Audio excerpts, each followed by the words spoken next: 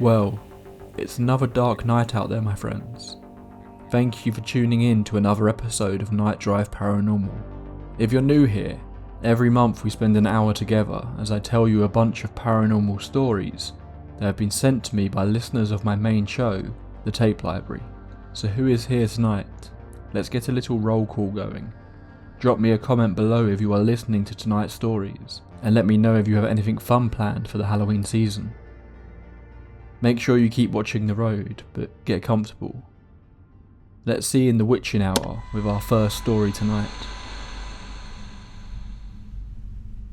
I have never been one to say that I believe in ghosts or the paranormal. I have been aware of them potentially existing, but I have never subscribed to the thought that they could be real. I guess you could say I was a skeptic. Around the time of March or April of 2024, I was walking back to my flat after spending the evening with a close friend of mine. It was around 8 or 9 PM in the evening, so it was starting to get dark. Around the midpoint of my journey home, out of the corner of my eye down one of the side roads, I thought I saw what seemed to be a shadowy figure. At the time I thought nothing of it and continued my way home.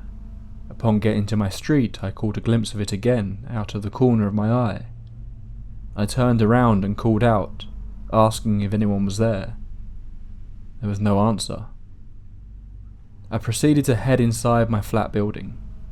For a tiny bit of context, this flat complex was originally a 3-story house that they had converted into 3 separate flats, one on the bottom floor, one in the middle, and me right at the top in the penthouse.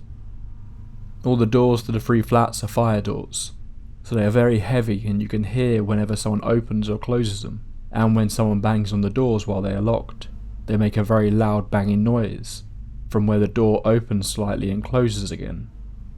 After I got into my flat, I sat down on my sofa and my cat ran over to me to cuddle with me a little bit, as he had not seen me for most of the day. And after a few minutes, I heard steps coming up the stairs. Thinking it was just one of the people living below me coming home, I thought nothing of it, until there was a loud bang as my door was trying to be opened.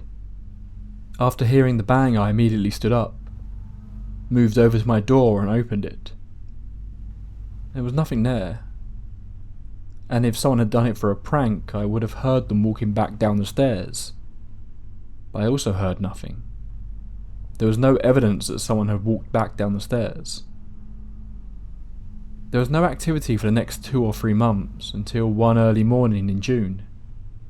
I worked a night shift. My shifts start at 3 AM and finish at 11 AM. So I'm leaving for work at about 2:30 in the morning.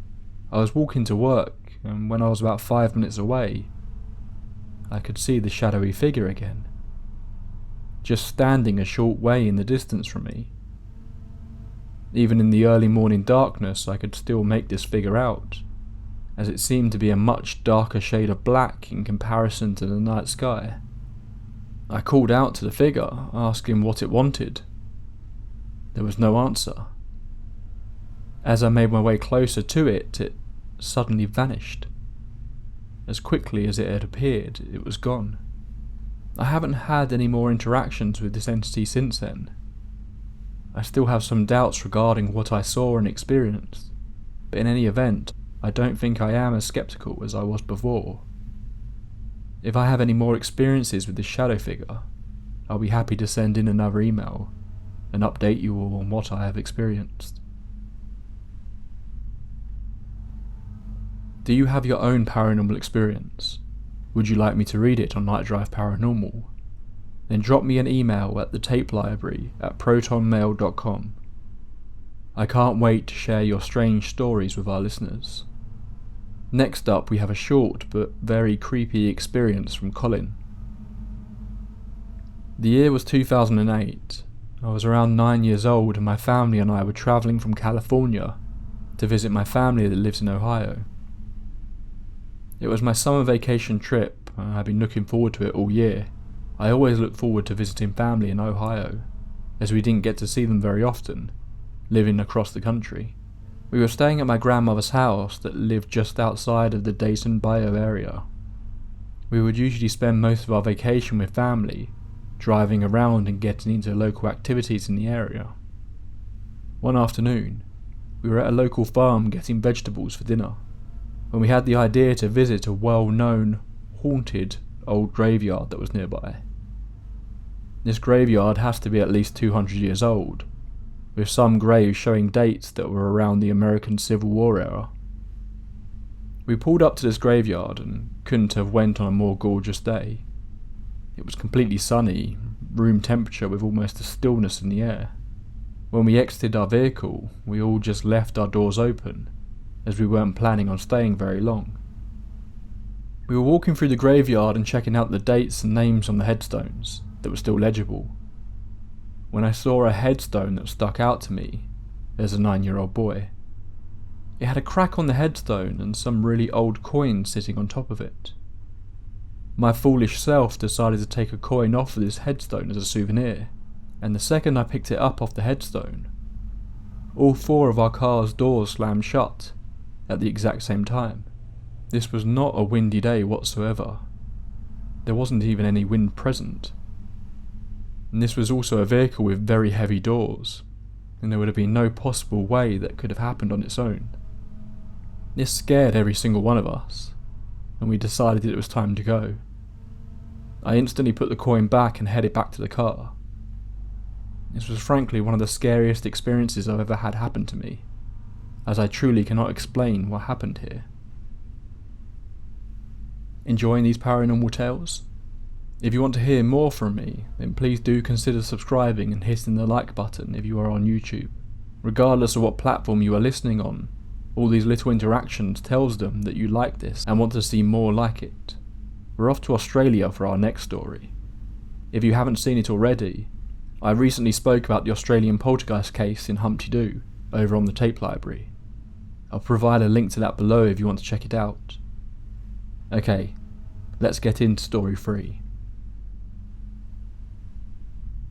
In early 2018, me and my partner and my mates that I worked at a bottle shop, or liquor store, all moved into an old house behind an accounting building in Wodonga. The property had been split into 2 bits with a 2-storey work accounting business up front and an old renovated house out the back. So after we got settled in and got all of our furniture in and everything set up, nothing really happened for a few months. The house was always a bit dark due to the fact it had a 2-storey building out the front and not many windows, but it was always unnaturally cold, like hotel room air conditioning cold, but the place didn't have any. And on top of that, we all got a strange feeling from the master bedroom in the back, which my housemate took so he could have his own bathroom and not get annoyed by me and my partner's couple stuff. But when you were alone in the house, it felt like you got a feeling of being watched. First thing to really happen was noises at night. We would hear little scuffles in the roof or doors opening, and when we would go to check the doors, they all would be in the same way we had left them. The worst part of the random sounds was that you would hear the rattling of doorknobs. Not like horror movie twisting them, trying to get the door open. More like a wrong key trying to unlock the house quietly. You could say it's someone trying to break in, but we had cameras, and when we would check them, no one was on video. One of the bigger events to happen would be when my partner was home alone at the time. It was a Saturday night and me and my housemate wanted to go clubbing at Paddy's in Albury, which is one of 4 clubs in the area and only 7 kilometres away from Wodonga. My partner couldn't come with us due to the age to get in is 18, and she was a few months off, so she stayed home and watched videos in bed. Now this party is a bit patchy due to it being such a long time ago, and I was a few beers deep. But when we were having a good time chilling out at the club, my phone started blowing up with texts. My partner was terrified. She said someone was in the house and they were looking through our stuff. She told me she could hear drawers in the kitchen being opened, taps running, stuff being thrown around. But most of the commotion was coming from my office that was in between our room and my housemate's room. Thank God that my housemate was the designated driver, and we left as fast as we could. Now to get home we had about 10 minutes of highway driving to do. I can't say the speed at which my housemate was driving, but I can tell you that I never knew a VE Commodore could get to that speed. When we arrived home, we went straight into fight mode. But once we got to the door, it was locked, like the way we left it. I went straight to my bedroom to find my terrified partner hidden under the covers, whilst my housemate looked around to see if anyone was there. We found nothing. Well, almost nothing. We told my partner that everything was okay and in place, and we weren't sure what she had heard. She said she wasn't lying and that she did hear it, and we believed her, especially when we found what was in my office. But that would have scared her to the point of not living with us. The office was trashed. Nothing expensive broken, and my computer was okay, but paper was everywhere, and 2 chairs, one of which was a big leather one, was tipped and torn. Nothing was taken and the camera showed no one coming around or into our house, so we had nothing to really show the police. So we just cleaned up the office and nothing happened for a while. But between the office attack and the last event before our lease ran out, we went into the roof space to try and run an internet cable from the kitchen to the office. It was pretty dusty and full of the old tenant stuff that had been up there for who knows how many years. But the thing that stuck out to us was the strange amount of old high heels. Not all the same size either, they were roughly above the office. We didn't do much about it other than put a cable through a vent and closed up the manhole. But the last event to ever happen, a few weeks before our lease ran out, happened to me in the middle of the night. I was banished to the big blue couch we had in the middle of the house, due to me having a cold and I couldn't stop coughing. My partner couldn't sleep because of all the coughing. I was sleeping when I started to wake up in the night due to me having a blocked nose, only to see what I would call an apparition of a person's face up near mine. There was no features, no eyes or mouth. I could only see the outline and see a shoulder and neck. But other than that, it looked like a dark black cloud just looking at me. Now you could say that you're in the dark and that's just shapes in the dark. But we had the lights on in the kitchen, so you could see where you were going in the night if you needed anything. After seeing this apparition, I shot up and stood up real fast to see this thing go and fade down the hallway towards my roommate's bedroom. But in between where I was sleeping and the hallway was a pool table me and my housemate had bought, so it would have had to go through it in order to get to the hallway. Shortly after that night we moved out and haven't been back since. I talked to my partner a lot about that house and our experiences are very similar. Sadly, I never got the chance to ask my housemate due to us growing apart and him passing from cancer a few years later. We're going global tonight, Night Drive fans. Our next encounter takes us to the eastern side of Europe, and a lesson on why you should be careful in what you dabble in. It's impossible for me to prove any of this. I don't have any documented recordings or photographs to share or showcase, but what I've got is a claim. My story is true. Or at least, I believe it to be so. I'm completely honest at that. And while that used to once upon a time scare me, now I rather find solace in this fact. For if my story is true, then there is more to this world than we know. But I digress. I was a very happy child who grew up to be a happy boy. My toils were mostly related to my family being unable to understand my interests or aspirations. But I could live with that. As said interests and aspirations brought me immense joy nonetheless. Then I hit puberty and started being severely interested in girls. As you can imagine, that complicated things for quite a bit. Now, I've never spent time for a lady that I'd label as wasted. In fact, all of my antics have taught me invaluable lessons which I am grateful for to this day. But the first time, which I dare to say I truly fell in love, was very dramatic indeed. I found her astounding, and what was most curious was that it happened kind of unexpectedly. One day she was just another girl, and the next, the most precious creature I had ever laid eyes on. It didn't matter how she looked or how she behaved, I saw her differently. and with that, hopefully, I've illustrated the hopeless romantic that I had become. I was prepared to risk everything and anything just to be with her for a single day. Of course, she did not return my feelings, but we were still very close, her and I.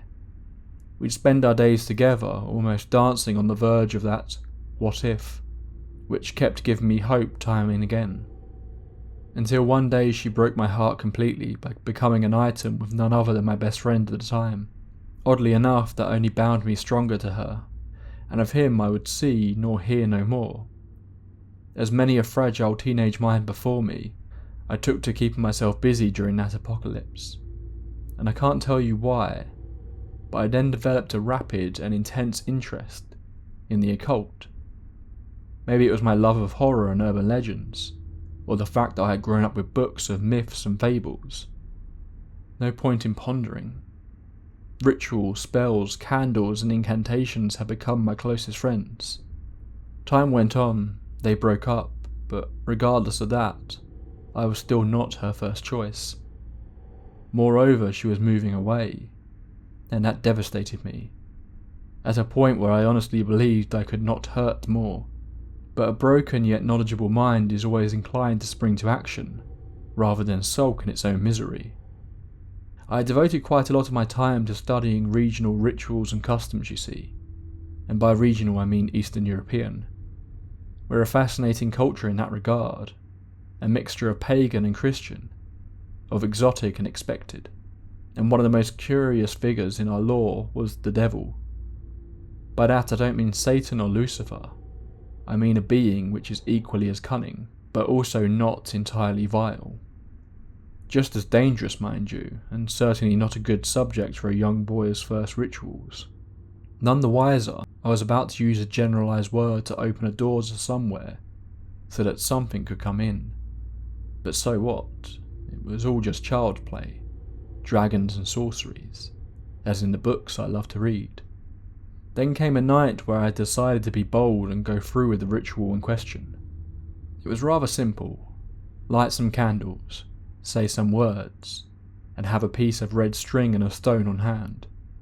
The stone would host the devil's soul, and the red string would be symbolic of its tail. As long as I possessed it, it would do as it was told. If I were to lose either, however, it would be free to wreck my life as it saw fit. A fair trade if I ever bore witness to one. So how would I stay vigilant upon these items at all times? Simple. I was to hide the stone amongst my books, as I only delved deep in their dust. And of the string, an even better fairy-tale fueled solution. I would keep the foot of my bed on top of the string, so that it would not ever move. And to be clear, my bed is sat in my own room and I have no pets or siblings. That is what I then called a genius-level foolproof plan.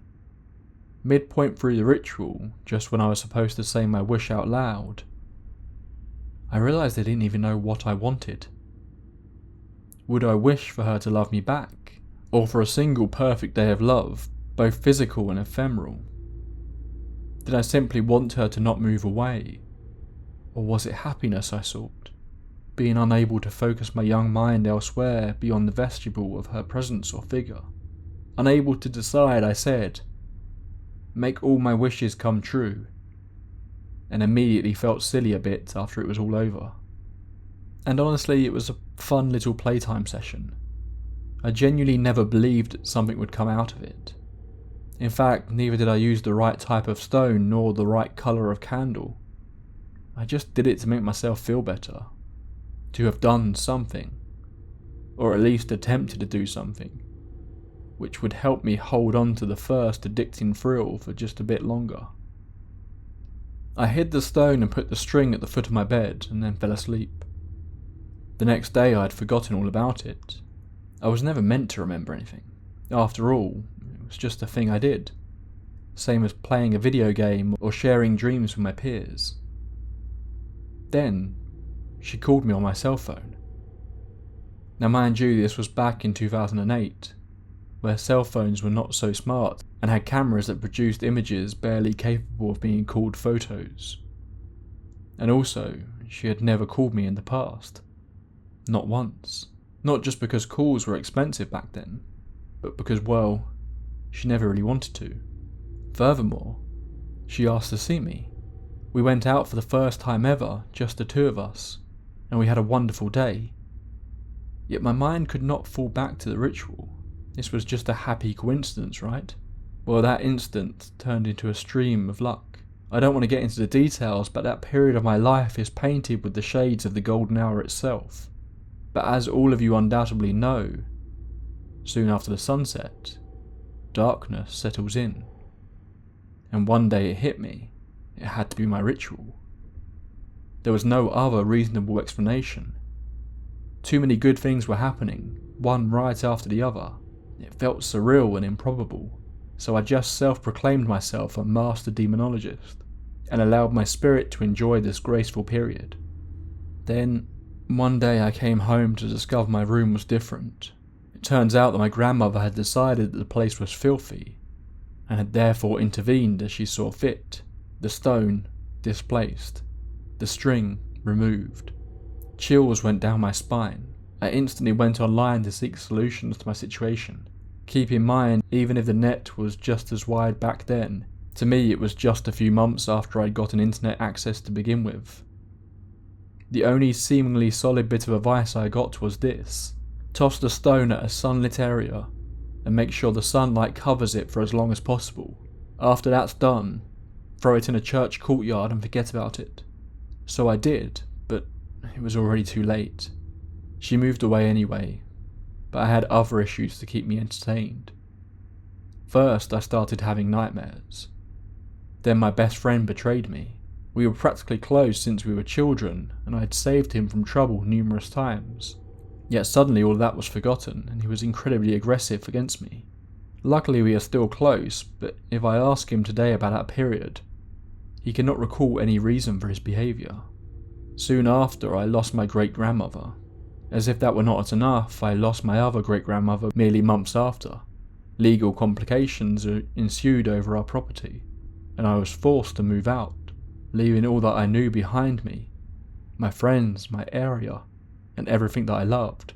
My first room, the only one that I've ever felt at home in. All of my memories, seemingly everything that I had ever cherished. It's still difficult for me to talk about that to this day. So much that I regret the outcome. I knew what was up. I didn't have the tail. And that was the issue. We moved into a building that was practically still under construction. Not just the lights, but the electricity grid in general was going berserk on a daily basis. I had to go down in the dingy dark basement and reset the breakers by hand multiple times per day, and sometimes at night.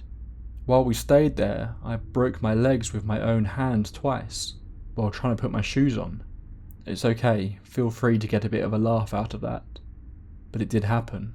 What hurt me the most, however, was that I was alone. Most of my friends seemingly forgot about my existence. Almost nobody came to see me, which made me feel terribly lonesome. Now, I am grateful for the few that stuck with me, because without them I could not possibly imagine how I would have managed. Then there was the presence. No shadow figures to speak of.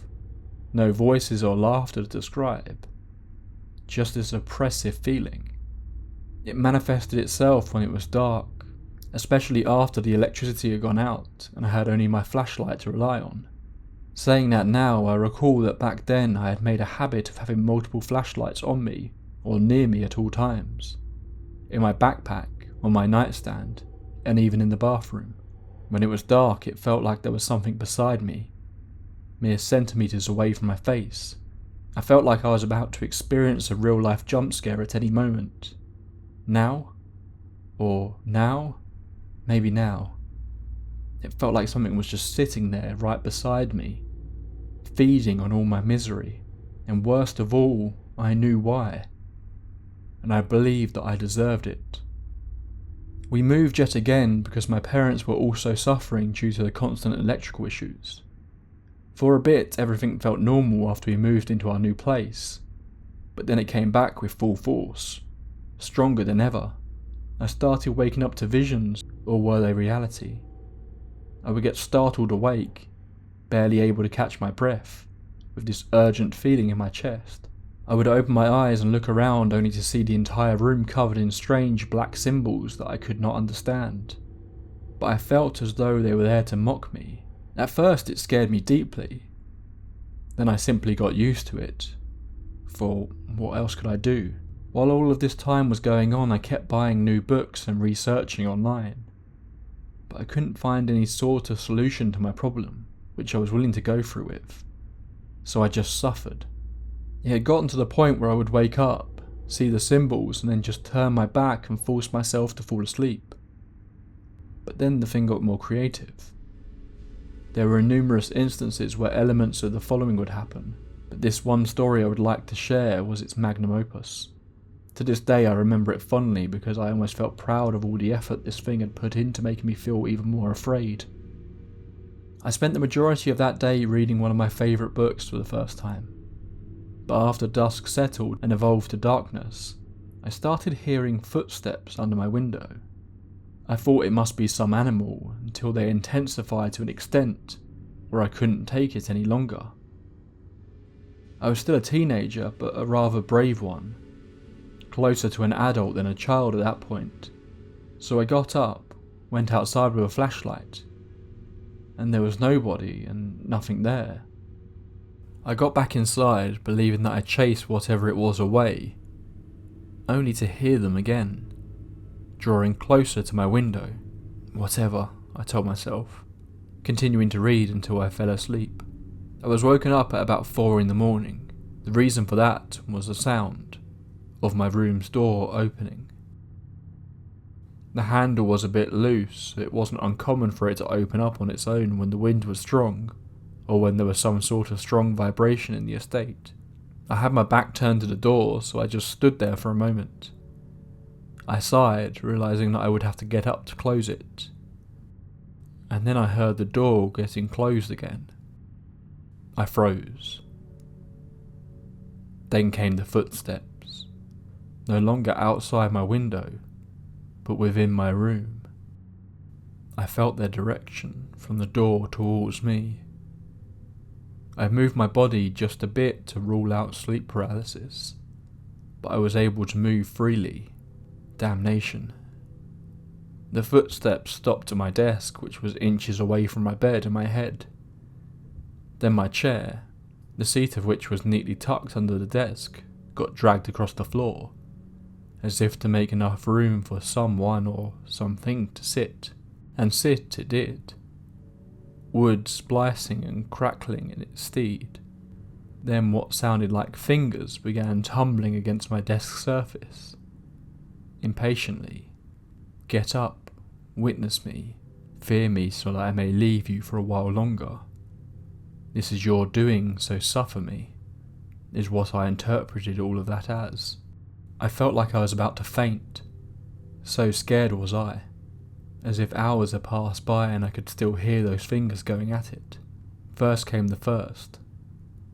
Then nature started calling.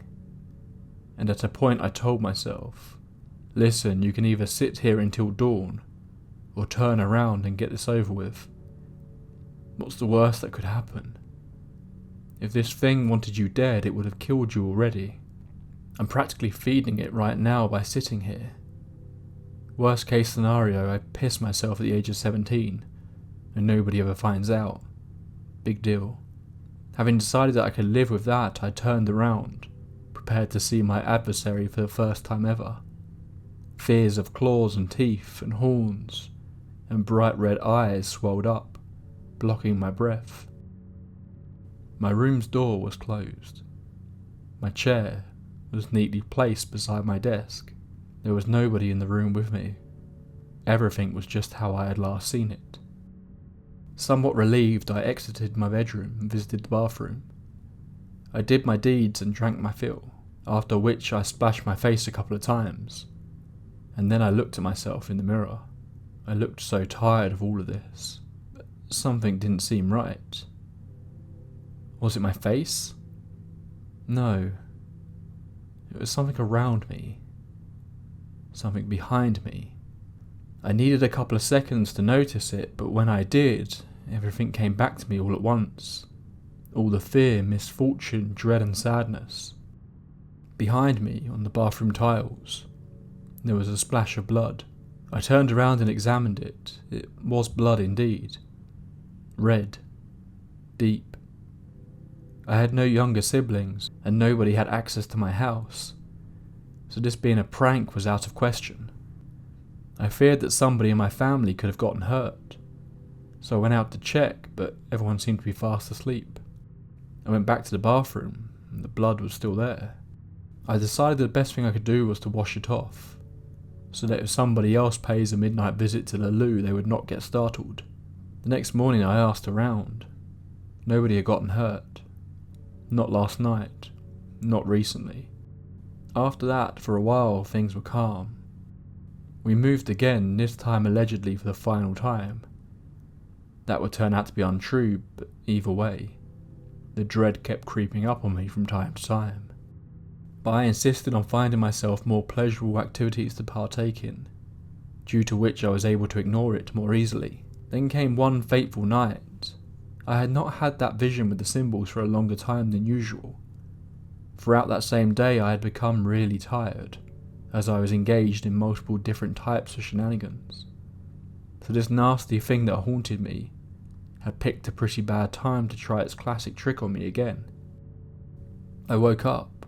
The symbols were there, and I distinctly remember telling it off, and just turning around and going back to sleep. But I had nightmares, quite visceral ones at that, of my loved ones opening the door to my room and pouring in, waking me from my slumber. They were, however, twisted versions of themselves, with wide black eyes and crooked teeth-filled mouths. It was honestly one of the most stressful dreams I've ever had. When I woke up, the symbols were still up. That was the last straw, the last drop. I would not take this any longer. I started shouting, telling that thing to go away. I asked what more could it take of me, had it not been enough. I spoke a few protection spells that I had learned and went to wash my face. When I came back, the symbols were gone, but I could still feel the presence. So I took out a marker and placed numerous protective sigils around my room. Then I opened the door to my room and kindly told the thing to get lost. I almost physically felt the atmosphere change. I closed the door and slept. I still have nightmares sometimes, and I still feel dread, but it's just like any other person. Rather recently, I even had a nightmare about seeing those symbols again. When I woke up and saw my walls clear, I sighed in relief. I said to myself, "You little rascal." But in reality, I couldn't sleep for the rest of the night, staying vigilant of anything unusual. Just paranoia, luckily. Hopefully. I still read occult books, and I love to learn about curious cultural traditions. I'm not sure if I'll ever partake in a summoning ritual again, but if, for whatever reason, I decide to do so again, I'll make sure to remember 3 key things. To know who I'm speaking to, be aware of what I'm asking for, and to never lose the items I'm binding said entity to. You may find this odd, but in an unexpected and unusual twist for a story of this horrific manner, I'm actually happy to have lived through the ordeal, because life can get very boring, and knowing that it could just abruptly end in a finite fashion is very depressing. Once again, I must insist, I can't prove any of this, but I believe it to be true, and that can mean only one thing. There's more to life and everything beyond it that we could ever dream to know of. And if that doesn't help you sleep better, I don't know what could. Have you ever gotten up in the middle of the night and looked out a window into your back garden? That moment of fear running down your neck as your brain plays a mean trick on you, as it starts to wonder if there's something out there. What if there was in fact someone or something looking back at you, hidden in the darkness?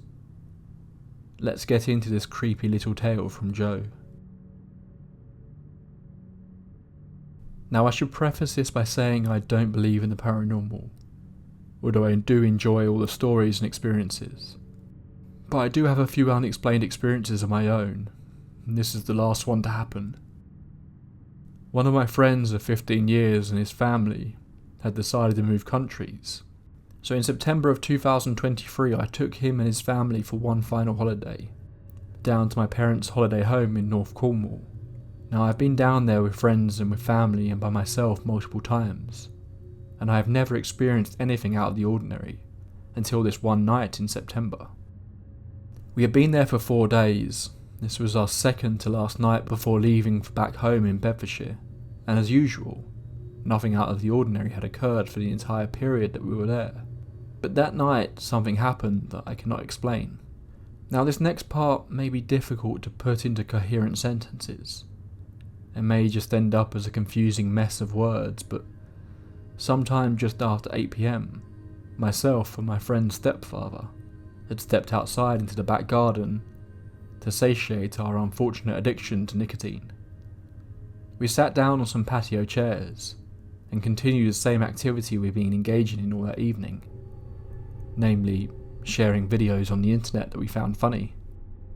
Now one thing to understand about my parents' holiday home is that the driveway runs alongside the house all the way to the back garden. The only other feature of note is an 8-foot wall that runs from the house and partially separates the driveway from the garden. I was sitting in a chair facing my friend's stepdad, the wall and the opening to the driveway when it happened. As he went to show me one more funny video, turning his phone around to face me, an orange light around the size of an American baseball wandered around the opening of the driveway. Now this was directly in my eye line, so I managed to see the entire thing. A light, just about level with the top of the wall, moved around the wall as if someone had just walked around it, with a light on their head. Obviously this couldn't have been the case, as it was somewhere between 8 to 9 feet in the air, and from my lower angle, clearly above the hedge on the boundary with the neighbours. Seeing the confusion on my face, my friend's stepdad turned around. As he did, the light moved back behind the wall, with a kind of momentum that looked like a person ducked their head behind the wall after being caught. In the dark, with the light shining directly at me, I couldn't see anything behind it. But that movement made me feel as if a person, or something physical, was behind that light. My friend's stepdad, having seen the same thing, looked back at me and asked, "What the hell was that?" And I did not have an answer. We both went inside, grabbed my friend and began searching the garden and driveway. We didn't find anything. Not even when we looked over the hedge into the neighbour's garden, just in case my perspective was messed up in the dark and it was further away than I thought. After about 20 minutes, I remembered the house had security cameras, and one of them pointed directly to that portion of the driveway with the entrance to the garden. The only activity on the cameras was the three of us searching the driveway. Scrolling back through, I couldn't even find any evidence of the light having been there. No shadows, no light, and definitely no people. Had it just been me that experienced it, I would have assumed I was hallucinating. But for some reason at the time, that experience scared me more than any other experience in my life.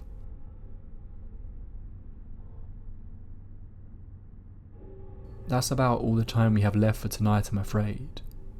As always, I would love to hear your thoughts on these tales, or if you've had any experiences that were similar yourself, drop me a comment below and let me know. I'll have to leave you now for the remainder of your journey tonight, but I will be back with a new episode over on the tape library in just a few days. So if you want to spend Halloween night together, don't miss out on that. There's nothing left to do but to thank our wonderful supporters who keep my ghost stories rolling down the road. Our tape library archivists Umiko Grimm, Tracy Torello, Sandy Lusk, Restock 1731, Mira, Judith Hacker, Gabrielle, Eric Salas, Destiny M, Ashlars Books, Alex O'Neill, Adeline, Peter McCann, Georgia Harvey, Callie Jago, Deppy Johnny, Dominic DeAngelis, Dean J. Daly, 1000th Ghost, London Grace, Melissa Harrison, Simon Ulas, Callie Cott, Megan Redding, and of course, Queen of Flatulence. The lead archivists Van Yale, Brian Baker, Old Soul Like Mine, Lord William, Xavier Angle, Tyler Michael, and Alex Goldberg. And our grand overseers for Evan, Morning Rain 2619, Katie, Agent 355, Brock Hampton, and Grim Reaper KL. Thank you all so much for your continued support. And to all my junior archivists, and YouTube members as well. And of course, everyone who shared their story for tonight's episode. Get home safe, my friends, and I will see you very soon.